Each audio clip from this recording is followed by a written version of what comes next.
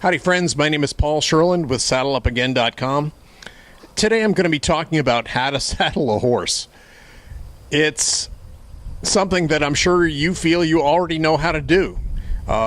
You've probably been doing it for a number of years and you probably feel like you've got this down pretty well. I did too, until I went to something called Cowboy School run by Bob King in southeastern Arizona. And I spent a week with Bob. He taught me a lot about working with cattle. He taught me how to rope. And he taught me a lot about riding and groundwork with horses. And he also taught me a different way to saddle a horse that I think is a better way. And as I get older, and it may be a little bit harder to lift a saddle, especially a Western saddle, up on a horse, this way of saddling a horse is just easier. It also doesn't. You also have control of your horse without tying your horse, and that makes it easier on the horse. The horse can move his feet if he gets nervous or if he gets a little bit unsure of what's going on. Something spooks him, he can move his feet, and at the same time, you still have control of your horse, and you can get the saddle on very easily without any stress to the horse. Or to you, or less stress to you from carrying the saddle. So let me demonstrate with a couple of horses, and hopefully this is something that's of use to you, whether you ride English or Western. This is a quarter horse gelding by the name of Chuck, and first start, I've brushed him off, and I'm going to throw the pad on here. We'll get the saddle.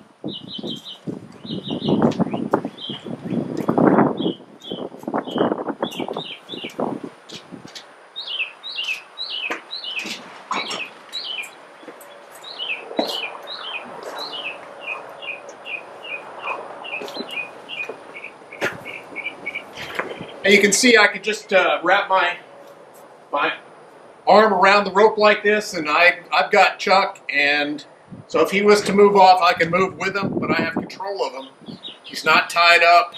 He's not in cross ties. If he needs to move, he can move. I've got the saddle controlled with one hand here. This is a Western saddle. It's not a real heavy Western saddle, but it's probably about 30 pounds. So let me put the saddle on, and you can see what I'm doing here.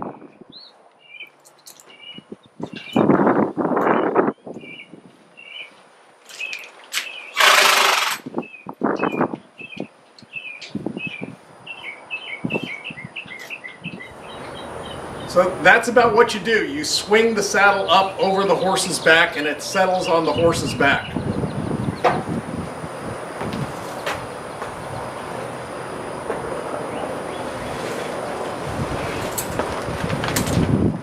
This is Mason, a 20-year-old quarter horse, and Mason has had issues with being tied. He's backed into a 3-wire or 3-rope electric fence pulling away, and he's backed away a couple of times where he's actually fallen down. He's been backing so hard. So I'm not going to put this guy into cross ties, and I'm going to saddle him without tying. And let me just show you how the saddling works with this Bob King method.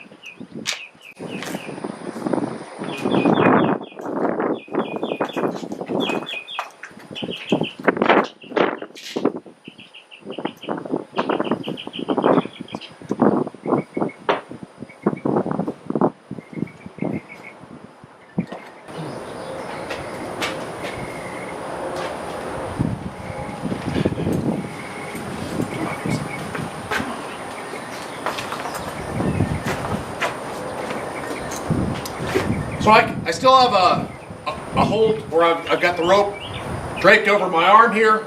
I can grab it like this if I need to. If Mason starts to move off, not a problem. And I've got the saddle in my other hand here, just holding it across the cantle. So when I'm ready to put the saddle on, I'll just swing it up there.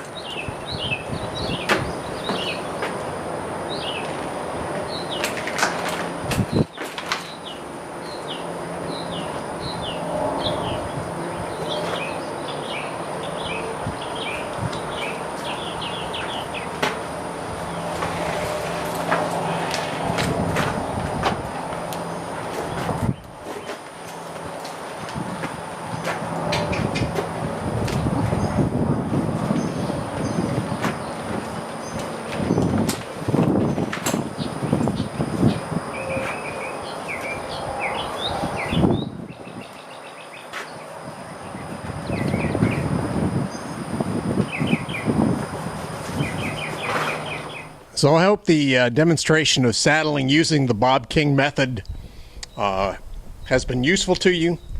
I think it's a lot easier. It's a lot easier for me to put the saddle up on the horse's back. I think it's safer because I'm not tying the horse. I've got full control over the horse, and the saddle just swings up there, and there's no big bump or anything like that on the horse's back when the saddle lands in the correct place. You may not do this right the first time. So Bob King taught me by having me swing the saddle up over a fence for a while until I had the motion down and I could get the saddle, get the offside stirrup leather over the fence, get the girth and the other parts of the saddle over the fence without hitting the horse. So it's a good thing to do. If you want to do this, maybe practice throwing the saddle up over the fence for a while before you try it with your horse. But I hope it works out for you. It's worked out for me. I've been using it for a number of years now. And if you have any questions, please let me know. Thank you very much.